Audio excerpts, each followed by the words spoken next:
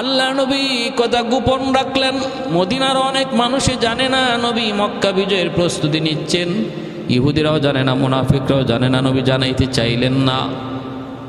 বিশ্বস্ত সাহাবীরা ছাড়া এই খবর কেউ জানে না। বাইরে এইদিকে মক্কা থেকে একজন গায়িকা, যার নাম ছিল সারা, সারা নামে গায়িকা, গান গেয়ে গেয়ে আর গান শোনায় শোনায়া পয়সা কামাইতো। তো যখন মক্কা থেকে অধিকাংশ সাহাবীরা মদিনায় চলে আসলেন, আর বিভিন্নভাবে যখন পেরেশানি, যুদ্ধ বিগ্রহ, অশান্তি, কাফেররাও টেনশনে, মক্কার মানুষও টেনশনে, একবার বদর যায়, উহুদ যায়, মাইর খায়, ওই গানের ব্যবসায় তার মন্দা দেখা দিল। এখন আর কাস্টমার পায় না। এই সারা নামক মহিলা সে একদম অভাবের মধ্যে পড়ে গেল, কঠিন অভাবে পড়ে গেল। তো মনের বিচ্ছে তার ইচ্ছা জাগলো যে মদিনায় যে মানুষরা হিজরত করে গেছে, যদিও এরা মুসলমান, এখন মুসলমান, কিন্তু মুসলমান হওয়ার আগে তো ওরা আমাকে গান গাওয়াইতো, আমাকে পয়সা করে দিয়ে সাহায্য করতো।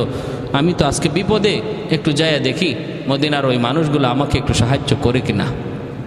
ওই সারা নামক মহিলা সে মদিনায় আসলো, আইসা আল্লাহ নবীর সাথেও দেখা করলো, আর এই কথাটা জানাইলো যে আমি এখন খাইব কেমনে, আমি খাবো কি, চলবো কেমনে, আপনারা আমাকে কিছু সাহায্য করেন।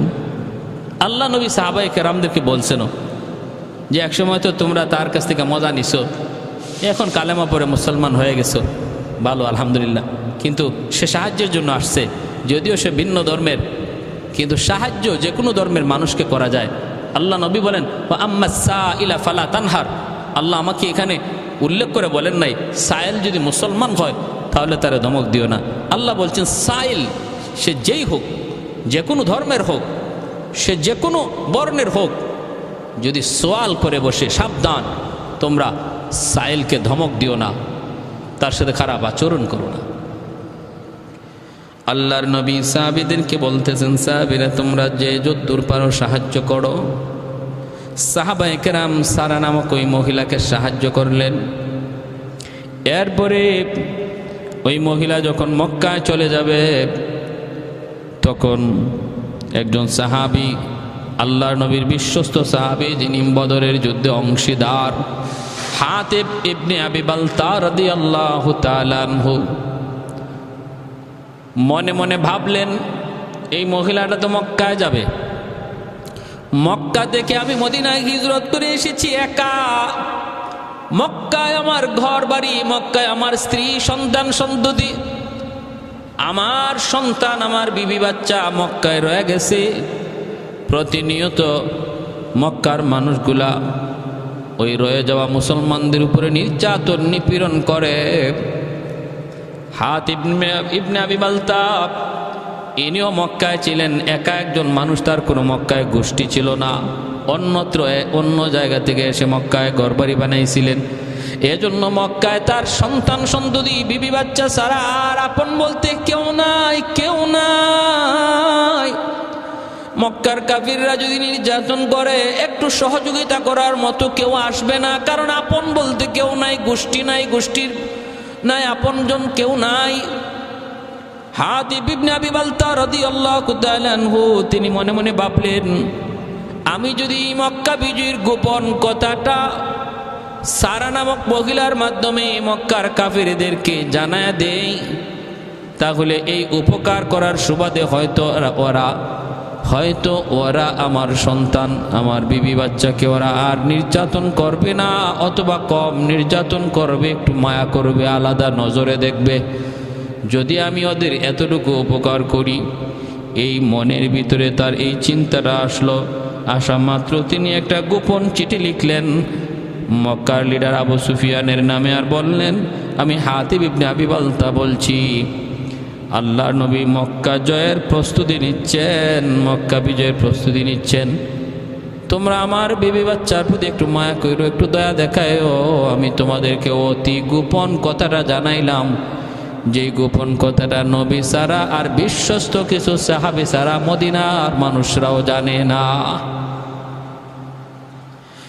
ভাইরা বন্ধুরা, এই চিঠি সারা নামক মহিলার কাছে হাতিব ইবনে আবি বালতা রাদিয়াল্লাহু তাআলা আনহু তিনি মহিলার কাছে দিয়া বলতেছেন, এই চিঠিটা বড় গোপন গোপন একটা চিঠি, চিঠিটা তুমি কারো কাছে দিবা না, যে কোনো মূল্যে চিঠিটা নিয়ে আবু সুফিয়ানের কাছে দিবা।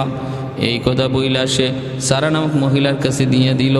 এই মহিলার চিঠিটা গোপন জায়গায় লইয়া সেও উটের পিঠে উইটা রওনা দিয়ে দিছে। এই খবর কেউ জানে না, কিন্তু এই খবর জানেন কে? জানেন আমার আল্লাহ। কারণ আল্লাহ আলিমুল গায়ব, আল্লাহ সব দেখেন, সব শুনেন, আল্লাহ সব জানেন। সাথে সাথে আল্লাহ তার হাবিবকে জানিয়ে দিয়েছেন, বন্ধু তুমি দ্রুত বেগে ওই মহিলাকে আটকাও, যেই মহিলার কাছে তোমার এক সাহাবী মক্কা বিজয়ের গোপন খবর কাগজে লিখে পাঠিয়ে দিছি। কোথায়? আল্লাহ বললেন, বন্ধু সাহাবীদেরকে পাঠাও, তার রওজায়ে খাক নামক জায়গায় পাবে। আল্লাহ নবী জরুরি ভিত্তিতে ডাক দিলেন, আলী সঙ্গে একজন লইয়া দ্রুত বেগে যাও, ওই মহিলাকে যে আটকাও, তার কাছে একটা গোপন চিঠি আছে। গোপন চিঠি মক্কার লিডার আবু সুফিয়ানের নামে মদিনা থেকে পাঠানো হয়েছে। আমার মক্কা বিজয়ের গোপন খবর জানায় দেওয়া হয়েছে। ওই মহিলার কাছ থেকে দ্রুত বেগে ওই চিঠিটা যায় উদ্ধার করো। আলী রাদিয়াল্লাহু তাআলা আনহু তখন বললেন, নবী গো কোথায় পাবো? আল্লাহ নবী বললেন, আলী এখনই যদি রওনা দাও তাহলে তারে রওজায়ে খাক নামক জায়গায় তোমরা তারে যায় ধরতে পারবা, ওইখানেই যায় তারে পেয়ে যাওয়া। হযরত আলী রাদিয়াল্লাহু তাআলা আনহু আর দেরি করলেন না, সঙ্গী সাথীদের নিয়ে তিনি দ্রুত বেগে ঘোড়া চালাইয়া দিলেন। ঘোড়া চালিয়ে দিলেন। যাইতে যাইতে মায়ার নবী যেই খাক নামক জায়গার কথা বলেছেন, ওই জায়গায় যায় তারা ওই মহিলাকে পেয়ে গেলেন। এতে আলী রাদিয়াল্লাহু তাআলা আনহু ইয়াকিন হয়ে গেল আল্লাহ নবীর একটা কথা সত্য হয়েছে। আল্লাহ নবী একটা কথা 100 প্রমাণ আমরা পেয়েছি। নবী বলেছেন রওজায়ে খাকে পাইবা, আমরা রওজায়ে খাকের মধ্যেই তো পেয়েছি। অতএব আল্লাহ জানাইছেন আমার হাবিবকে, আমার নবীকে। দ্বিতীয় কথাটাও মিথ্যা হতে পারে না, কোনো সন্দেহ নাই, ওর কাছে চিঠি আছে। আলী রাদিয়াল্লাহু তাআলা আনহু যায় বললেন, মহিলা থামো, উটের পিঠ থেকে নামো। উটের পিঠ থেকে আলী রাদিয়াল্লাহু তাআলা নামাইলেন। নামায় বলতেছেন, গোপন চিঠিটা কোথায়? দ্রুত বেগে চিঠিটা আমার হাতে দিয়ে দাও। মহিলা তখন বলতেছে, কিসের চিঠি? আমার কাছে কোনো চিঠি নাই। আলী রাদিয়াল্লাহু তাআলা আনহু বলেন, দেখো মিথ্যা বলো না, কারণ আমার নবী জীবনে কোনোদিন মিথ্যা বলেন নাই, মিথ্যা হতেই পারে না। আল্লাহ নবী বলেছেন তোমাকে রওজায়ে খাকে পাবো, পেয়েছিও তাই এই জায়গায় পেয়েছি। বলেছেন তোমার কাছে চিঠি আছে, চিঠি অবশ্যই আছে, দিয়ে দাও, নতুবা কিন্তু আমি বিবস্ত্র করে ফেলব। চিঠি লইয়াই যাব, প্রয়োজনে তোমার কাপড় খুলে ফেলব।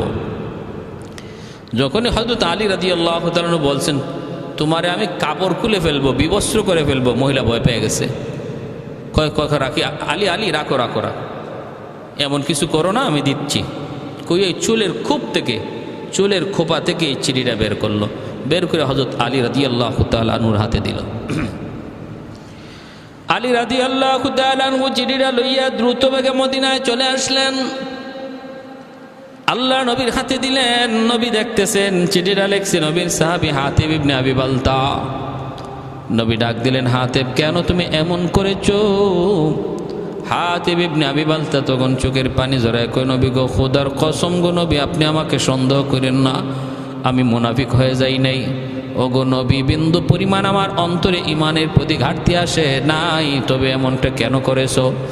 হযরত হাতিব ইবনে আবি বালতা রাদিয়াল্লাহু তাআলা আনহু বলেন, ইয়া রাসূলুল্লাহ, আমার 100 ইয়াকিন ছিল আপনি মক্কা বিজয় করবেনই, আল্লাহ আপনার দ্বারা মক্কা বিজয় করাবেনই।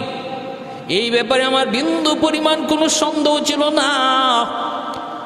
আমি ভাবলাম এই খবর যদি আমি মক্কার মানুষদেরকে জানাও দেই, তবু মক্কা বিজয়ের কোনো ঘাটতি হবে না, কোনো ক্ষতি হবে না, কমতি হবে না, কিন্তু আমার একটু উপকার হয়ে যাবে। ওরা আমার বিবি বাচ্চার প্রতি একটু দয়া দেখাবে, মায়া দেখাবে। কারণ মক্কায় আমার কোনো ঘর, মক্কায় আমার কোনো আপন কেউ নাই, আত্মীয় স্বজনও কেউ নাই, গোষ্ঠী বলতে কেউ নাই। আমার বিবি বাচ্চাগুলারে একা ফালায় আমি মদিনায় আসছি গো নবী, দিনের খাতিরে মায়া, নবী গো আপনার খাতিরে, আমার এতে কোনো আফসোস নাই। তবে এতটুকু আমার মনের ভিতরে জাগলো, যদি আমি খবরটা গোপন খবরটা জানায় দিই, ওনা আমার বিবি বাচ্চার সাথে একটু মায়ার আচরণ করবে। আর এই কথারও ইয়াকিন আমার অন্তরে ছিল, এই জানানোতে আপনার কোনো ক্ষতি হবে না, মক্কা বিজয় অবশ্যই হবে, ব্যাপারে আমার বিন্দু পরিমাণ কোনো সন্দেহ নাই। হযরত ওমর ফারুক রাদিয়াল্লাহু তাআলা আনহু দাঁড়ায় গেলেন, নবী গো আপনি অনুমতি দেন, আমি একটা কিছু করে ফেলি। আল্লাহর নবী বললেন, ওমর থামো, আমার হাতিব ইবনে আবি বালতা সে কি বদরি সদস্য নয়, সে তো বদরি সদস্য। বদরি সদস্যের ব্যাপারে আল্লাহ পাকের তো ঘোষণা, এই ফালু মাস এ তোমাদেরকে আমি আল্লাহ মাফ করে দিয়েছি, তোমরা যা মন চায় তা করো। তাহলে এত বড় সুসংবাদ যে বদরীদের আল্লাহ দিয়েছেন, তার ব্যাপারে এমন কথা বলতে পারো না ওমর। হাতেব যা বলেছে সত্য বলেছে, সত্য বলেছে বিন্দু পরিমাণ, সে কোনো মিথ্যার আশ্রয় নেই। আমি নবী তারে মাফ করে দিলাম। ভাইরা বন্ধুরা, আল্লাহ নবী রহমতের নবী সাহাবায়ে কেরামদেরকে নিয়ে প্রস্তুতি নিলেন। প্রস্তুতি নিয়ে নবীজি 8 হিজরতের 8 সনে, হিজরি 8 সনে মায়ার নবী দয়ার নবী 10,000 সাহাবায়ে কেরামের বিশাল জামাত লইয়া আল্লাহ নবী মক্কা বিজয়ের উদ্দেশ্যে রওনা দিয়া দিলেন।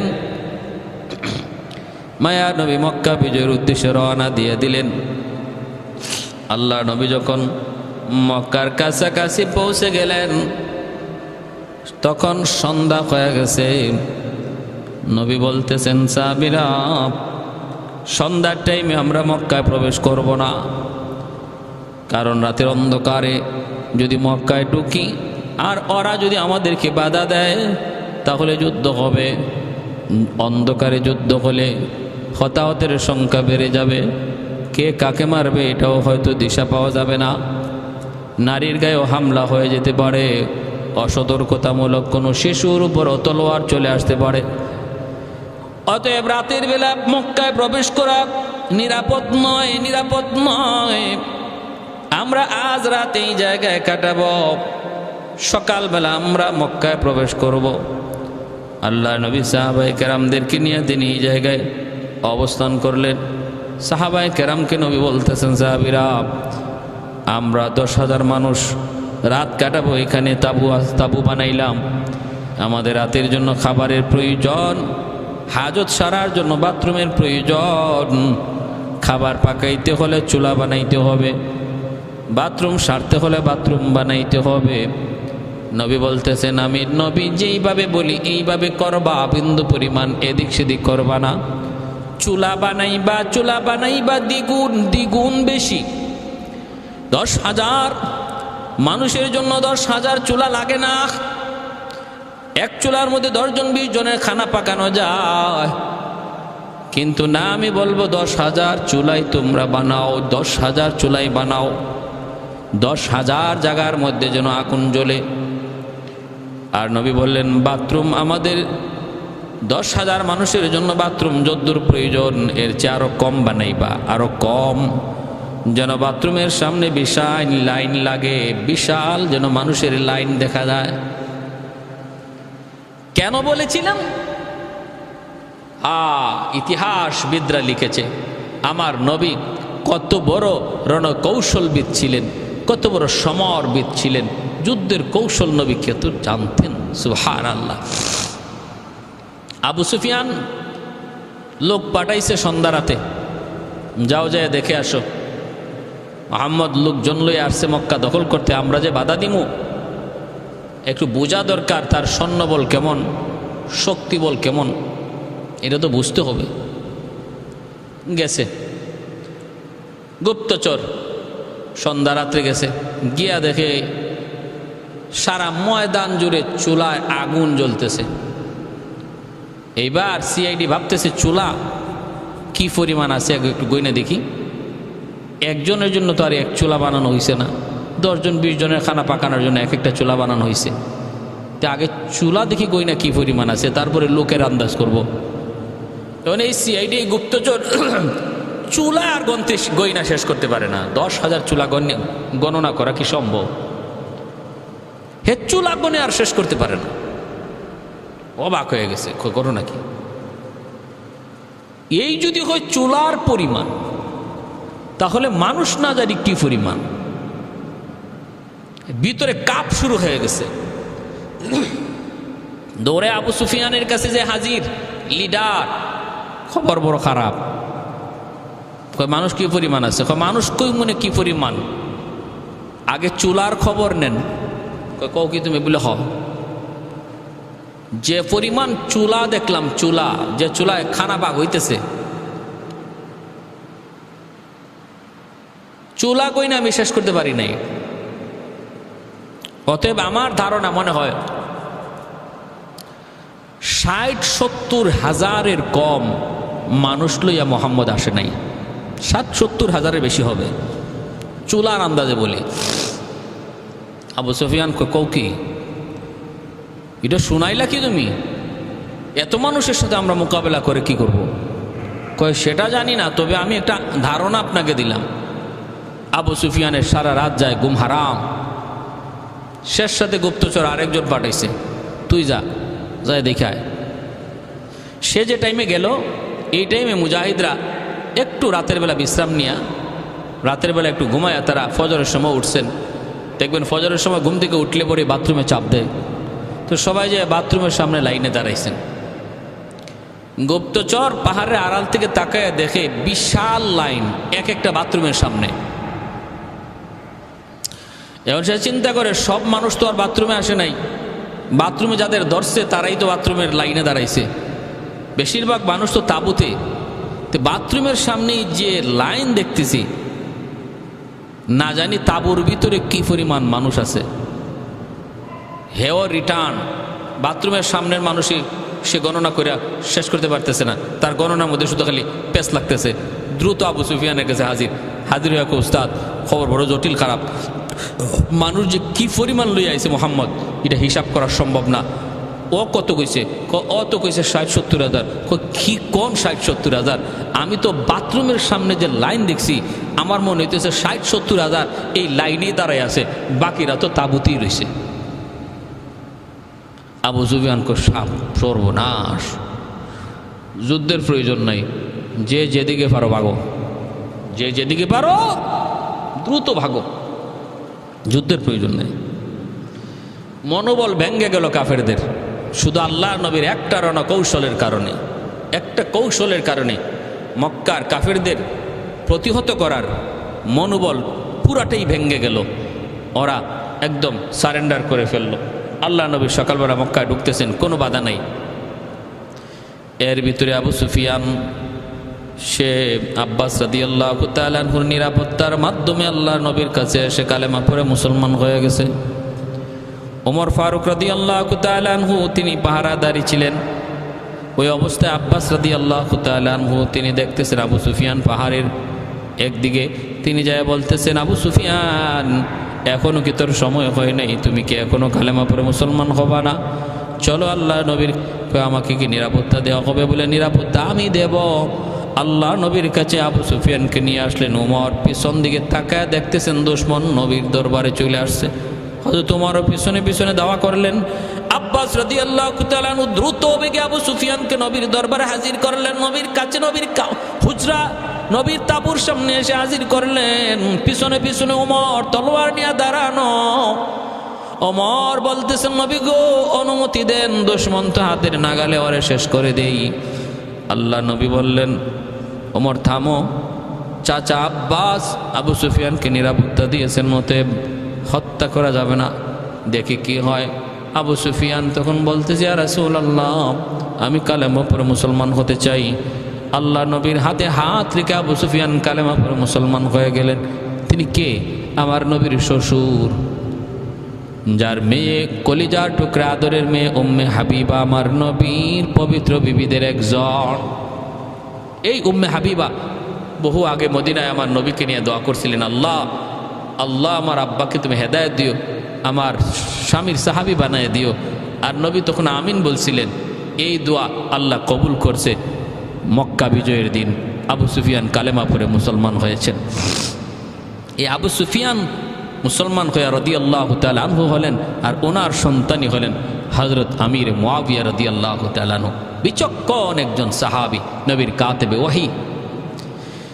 আবু সুফিয়ান ইনি মুসলমান পরে কালেমা পরে মুসলমান হওয়ার পর হযরত আব্বাস রাদিয়াল্লাহু তাআলা বলতেছেন, দোস্ত পাহাড়ের উপরে একটু দাঁড়ায় তুমি খালি দেখো একটু মুহাম্মদ আর মুহাম্মদের সাহাবীরা তারা কিভাবে খালি যায়, তাদের যাওয়াটা শুধু লক্ষ্য করে দেখো যে এই বাহিনীর সাথে কোনোদিনকে কাফেররা মোকাবেলা করা সম্ভব, কি পরিমাণ তাদের মধ্যে এতাত।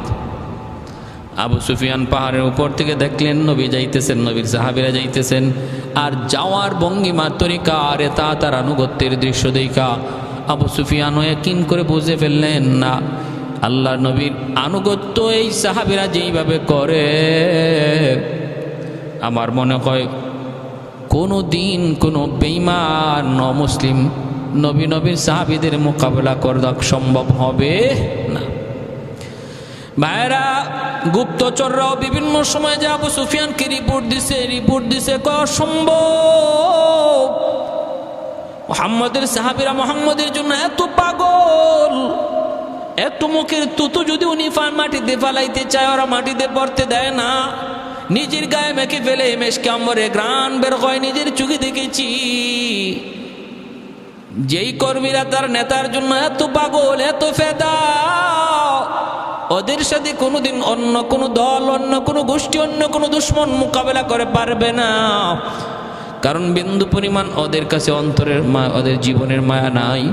নেতার জন্য এরা মরতে এমন প্রস্তুত, হাসতে হাসতে জীবন দিয়ে দিবে নেতার সামনে। অতএব তাদের সাথে মোকাবেলা করা সম্ভব নয়। আল্লাহ নবী মক্কায় ঢুকলেন, ঢুকে মায়ার নবী, দয়ার নবী সবাইকে সাধারণ ক্ষমা ঘোষণা করলেন, আর নবী আবু সুফিয়ানকে ইজ্জত দিলেন। দেখেন, সম্মানী লোককে সম্মান দেওয়াটা আমার নবীর আখলাক। আবু সুফিয়ান এত বড় লিডার, কালেমা পড়ে মুসলমান হয়েছেন, আল্লাহ নবী তার সম্মান দেওয়ার জন্য ঘোষণা দিলেন, আজকে মক্কার সমস্ত মানুষকে আমি সাধারণ ক্ষমা করলাম। যারা আবু সুফিয়ানের ঘরে আশ্রয় নেবে তারাও নিরাপদ, যারা বাইতুল্লাহ হেরেম শরীফের ভিতরে যাবে তারাও নিরাপদ। মহিলাদের গায়ে হাত উঠবে না, শিশুর গায়ে হাত উঠবে না, যার হাতে অস্ত্র নাই তাদের উপরে হাত তোলা হবে না। কেউ যদি নিজের ঘরে আশ্রয় নেয় সেও নিরাপদ। আবু সুফিয়ানের ঘরে যারা আশ্রয় নেবে তারাও নিরাপদ। আল্লাহর নবী এইভাবে ঘোষণা দিয়ে বললেন, বাকি 13 জনের মতো কিছু দুশমনের নাম নবী ঘোষণা করলেন, এদেরকে মুক্ত করা হবে না, এদেরকে যেখানে পাও সেখানে হত্যা করো। এর মধ্যে একজন ছিলেন আমির হামজা রাদিয়াল্লাহু তাআলা আনহুর খুনি ওয়াহশী, আমার নবীর কলিজার টুকরা চাচা আমির হামজা রাদিয়াল্লাহু তাআলা আনহুর খুনি এই ওয়াহশীকে আল্লাহ নবী বলেছিলেন, ওয়াহশীকে যেখানে পাও সেখানেই তোমরা গ্রেপ্তার করবা, ওয়াহশীকে আমরা কোনোভাবে ছাড় দেব না।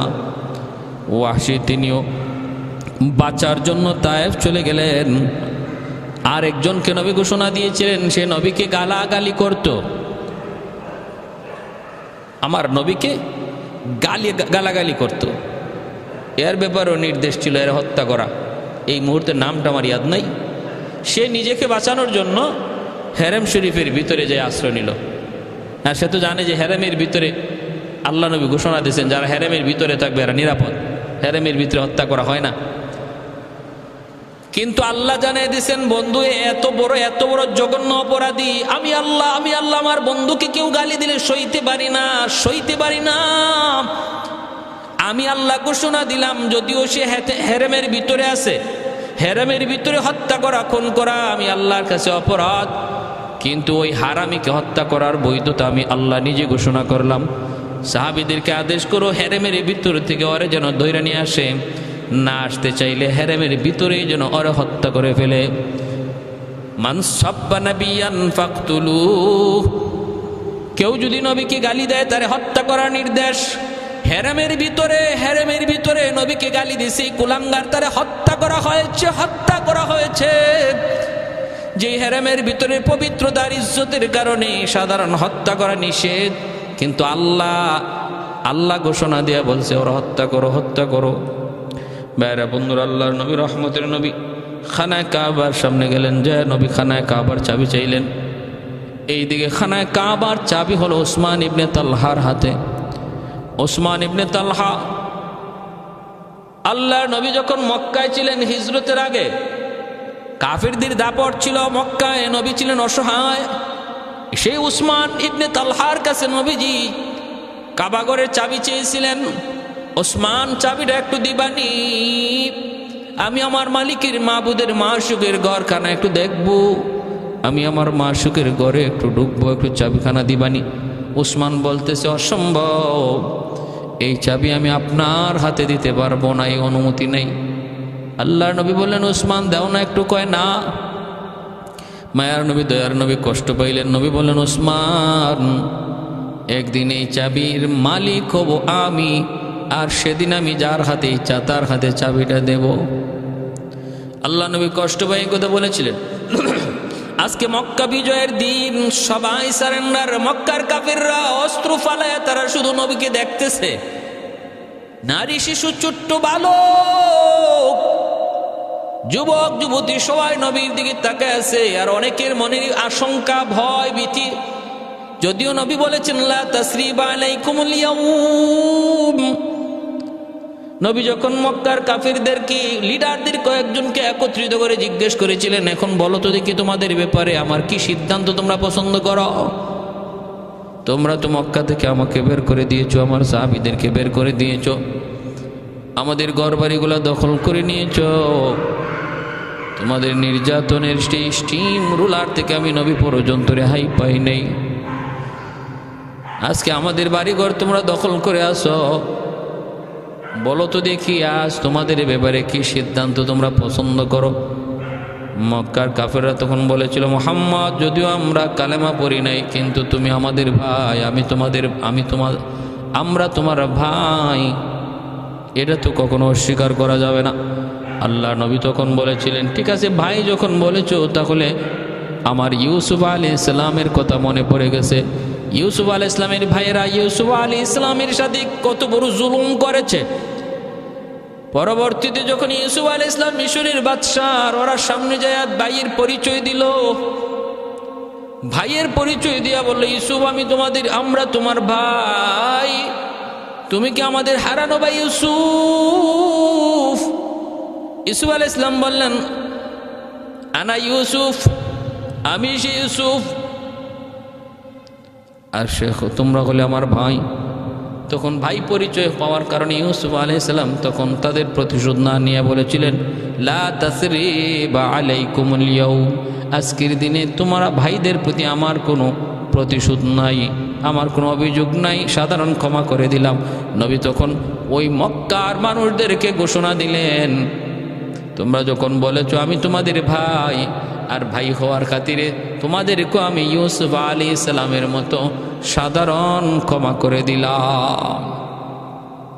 हाजी को जो बेजाने मदीने की ज़मीं तक जाना, मैं यही नक्श कदम मांग रहा हो, जाना मैं यही नक्श कदम मांग रहा हो, दौलत न कोई जाहो हशम मांग रहा हो, मैं साया ये देवार हरम मांग रहा हो, मैं साया ये देवार हरम मांग रहा हो।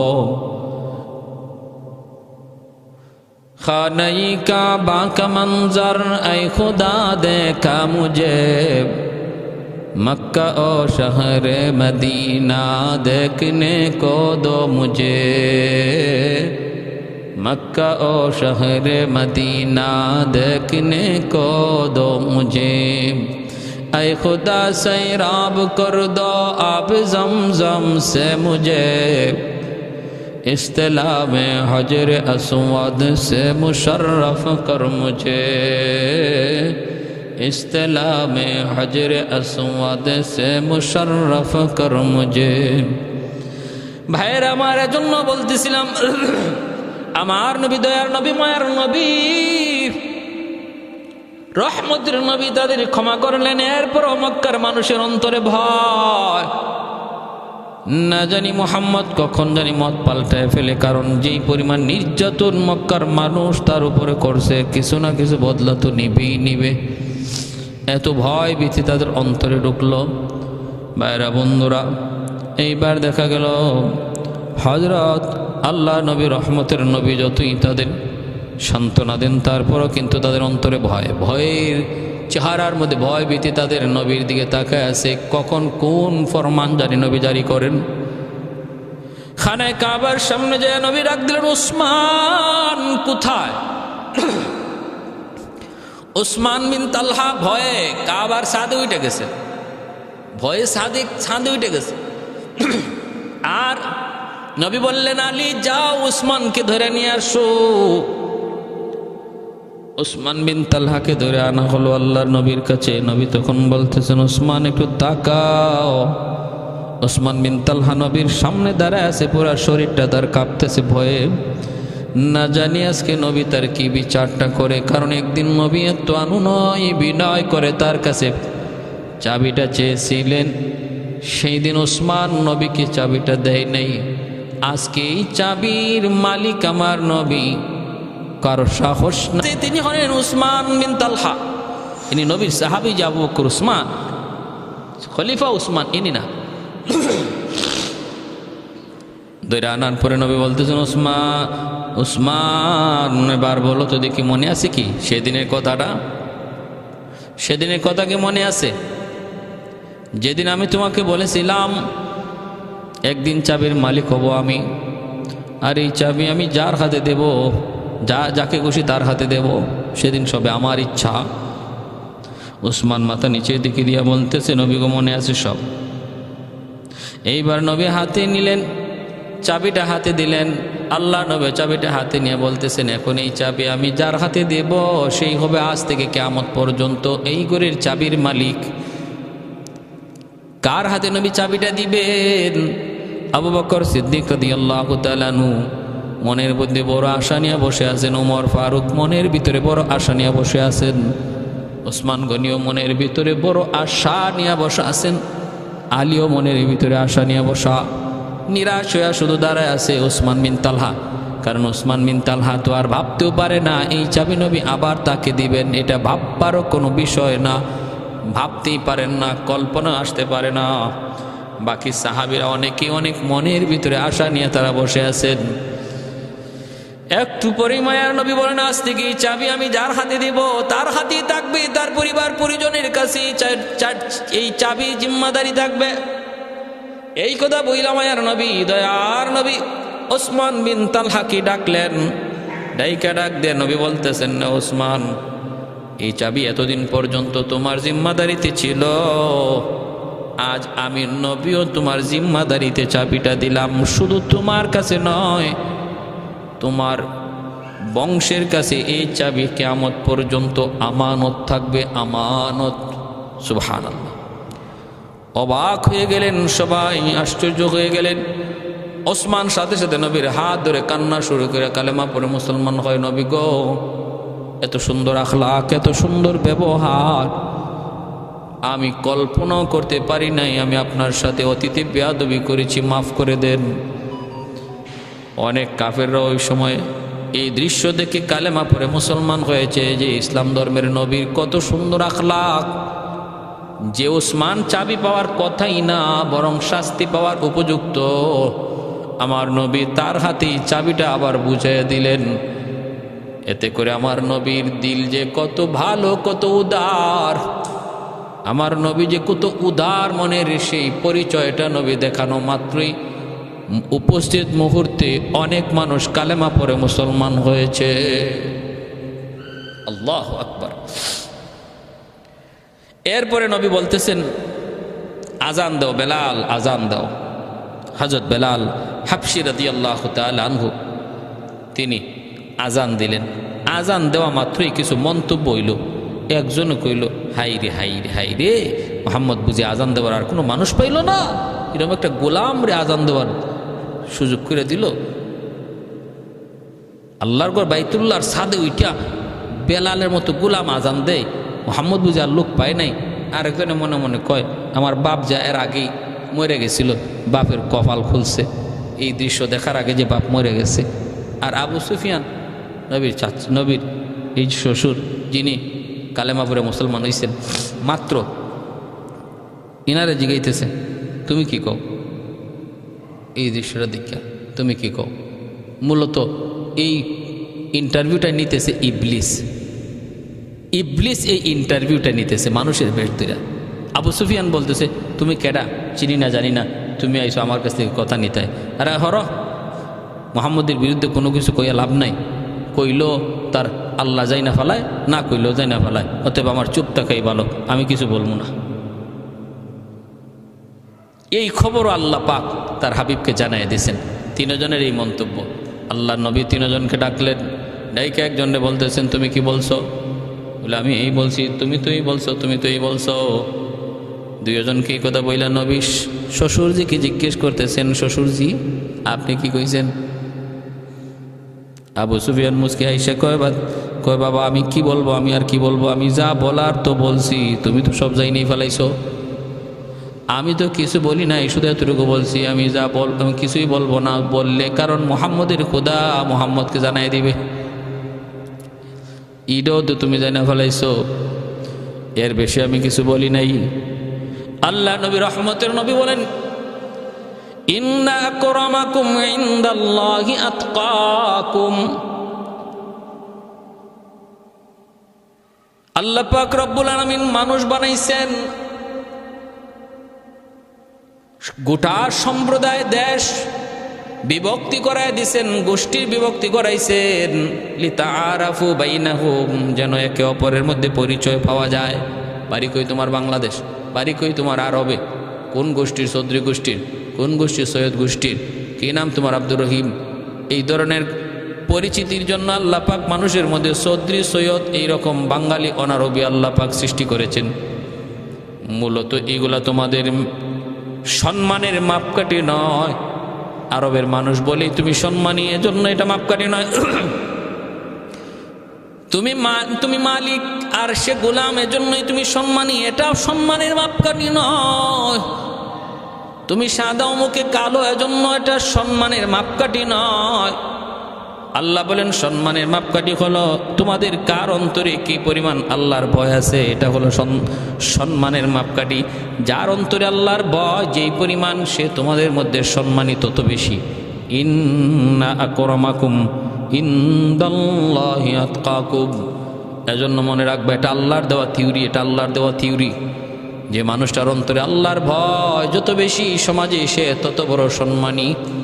মেম্বার, চেয়ারম্যান হইলেই আল্লাহর দৃষ্টিতে সম্মানী হয় না। সম্মানী হয় ওই মানুষটা, চেয়ারম্যান না, মেম্বার না, কিন্তু অন্তরে আল্লাহর ভয় 100। আল্লাহ বলেন সেই হলো আমার দৃষ্টিতে সবচেয়ে সম্মানী। সমাজের ভিতরে কোন মানুষগুলার অন্তরে আল্লাহর ভয় বেশি, এটা আল্লাহ কোরআনের মধ্যে জানায় দিয়েছেন। ইন্নামা ইয়াখশাল্লাহা মিন ইবাদিহিল উলামা।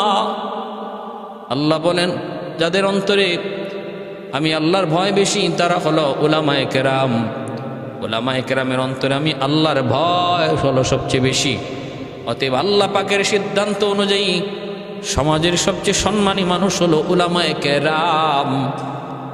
একজন আলেমের সামনে একজন চেয়ারম্যান, মেম্বার, এমপির সম্মানও কম, আলেমের সম্মান বেশি। এই সম্মানটা কোনো মন্ত্রী, মিনিস্টার আর প্রাইম মিনিস্টারে দেয় নাই। এটা কারো দেওয়া নয়, এটা কারো কাছ থেকে কিনা নয়, এটা কারো কাছ থেকে পাওয়া নয়। এই সম্মানটা সরাসরি দিয়েছেন আমার আল্লাহ। আল্লাহর দেওয়া পাওয়ার, আল্লাহর দেওয়া পাওয়ার। এসকাল থাকলে, অভিযোগ থাকলে আল্লাহর সাথে করেন। একজন আলেমের ইজ্জত সম্মান সেটা আল্লাহ দিছেন। যদি আপনার এতে মানতে অসুবিধা হয়, তাহলে আল্লাহকে আপনি প্রশ্ন করেন। এটা দুনিয়ার কেউ দেয় নাই, দুনিয়ার সমাজ ব্যবস্থা আমাদেরকে এই সব পাওয়ারটা দেয় নাই, এই ইজ্জতটা দেয় নাই। কোনো মন্ত্রী, মিনিস্টার দেয় নাই। এটা কারো কাছ থেকে ধার করে আনা হয় নাই, কারো কাছ থেকে কিনেও আনা হয় নাই। এটা সরাসরি আল্লাহর দান। অতএব যদি আপনার কোনো বুঝতে, আপনার এটা মানতে অসুবিধা হয়, আপনার অ্যালার্জি থাকে, তাহলে অভিযোগ আল্লাহর কাছে করেন, কেন দিলেন। শুধু এতটুকু না, হাসরের মাঠে আল্লাহ পাক রব্বুল আলামিন বলবেন, ইয়া মাশারাল উলামা তামাইয়াজু বাইনাহুম। ও উলামায়ে কেরাম, সাধারণ মানুষ থেকে ভিন্ন হয়ে যাও। আমি আল্লাহ আজকে তোমাদেরকে হাসরের মাঠে সাধারণ মানুষের সামনে বেইজ্জত করার জন্য তোমাদের সিনায় দুনিয়াতে কোরআন দিছিলাম, দেই নাই। পৃথক হও, সাথে সাথে পৃথক হয়ে যাবে। উলামায়ে কেরামের কিছু ভুল ত্রুটি হয়েছে, মানুষ মাত্র হয়েছে, এটা অস্বীকার করার কোনো সুযোগ নাই। সেই ভুলের কথাগুলি আল্লাহ পাক সাধারণ মানুষ, হাসরবাসী মানুষের সামনে বলবেন না, পর্দার আড়ালে এনে আল্লাহ জিজ্ঞেস করবেন। সেই জিজ্ঞেস করাটা হাসরবাসী সাধারণ মানুষ শুনবেও না, দেখবেও না। কেন তুমি অন্যায় করেছো? একজন আলেম বলবে আল্লাহ ভুল হয়ে গেছে। ইন্নী লাম আযা ফীকুম ইলমি লিউআযিবাকুম, হাদিসে কুদসি, ইন্নী লাম আযা ফীকুম ইলমি লিউআযিবাকুম, আমি আল্লাহ কোরআনের বিদ্যা তোমার সিনায় দেই নাই এজন্য যে আমি তোমাকে জাহান্নামের আগুনে জ্বালাবো। কেন তুমি অন্যায় করেছো, কেন তুমি অপরাধ করেছো? এই কথা বলা মাত্র আলেম বলবে আল্লাহ আমার ভুল হয়ে গেছে, আল্লাহ আমার ভুল হয়ে গেছে, আমাকে মাফ করো, মাফ করো। আল্লাহ পাক রব্বুল আলামিন তখন আলেমদেরকে বলবেন ইযহাবু ফাকাদ গাফারতু লাকুম ওয়ালা উবালি, যাও আমার কোরআনের ইজ্জতের খাতিরে আমি মাফ করে দিলাম, আমি আল্লাহ কারো কোনো পরোয়া করলাম না, কারো কোনো পরোয়া করলাম না, যাও মাফ করে দিলাম। তাহলে ভাইয়েরা বন্ধুরা, আল্লাহর নবীও বলতেছেন, ওই যে মক্কা বিজয়ের দিন আল্লাহর ঘরখানায় কাবায় আজান দিলেন হযরত বেলাল, আর তিনজনের তিনটা মন্তব্য ছিল। এই মন্তব্যের খবর আল্লাহ তার হাবিবকে জানাই দিয়েছেন। মন্তব্যকারীদের মধ্যে নবীর শ্বশুর আবু সুফিয়ান, যিনি মাত্র কালেমা পরে মুসলমান হয়েছেন, তিনিও ছিলেন, তার খবরও নবীকে আল্লাহ জানাই দিয়েছেন। এরপরে আল্লাহর নবী, রহমতের নবী, মায়ার নবী, মক্কা বিজয়ের ঘোষণা দেওয়ার পরও কিছু মানুষের তখনও ভয়ভীতি কমল না। ভয়ভীতি কমল না। আল্লাহ নবী একজন বৃদ্ধা মহিলার দেখতেছিলেন, মায়ার নবী, সেই মহিলা ভারী বোঝা লইয়া এই মক্কা ছেড়ে চলে যাইতেছে। যে যেদিকে পারতেছে ওই দিকেই ছুটতেছে। নবী ওই মহিলাকে জিজ্ঞেস করেন, মা তুমি কোথায় যাওয়া? কই কেন বাবা, তুমি কি জানো না মুহাম্মদ মক্কা দখল করেছে? আল্লাহ নবী তখন বলতেছেন, মা গো, যদ্দূর জেনেছি মুহাম্মদ তো সবাইকে সাধারণ ক্ষমা করে দিয়েছেন। মহিলা কয়, বাবা মুহাম্মদ রে তুমি চিনো না, মুহাম্মদ সম্পর্কে আমি যদ্দূর জানি সে বড় কঠিন দিলের মানুষ, যতই মাফ করেছে মক্কার মানুষ তারে যেই নির্যাতন করেছে কিছু না কিছু বদলা তো নিবেই নিবে, কিছু না কিছু বদলা তো নিবেই নিবে। আল্লাহর নবী বললেন, মা গো, তোমার বোঝাটা অনেক ভারী, তুমি দুর্বল, নিতে বড় কষ্ট হয়।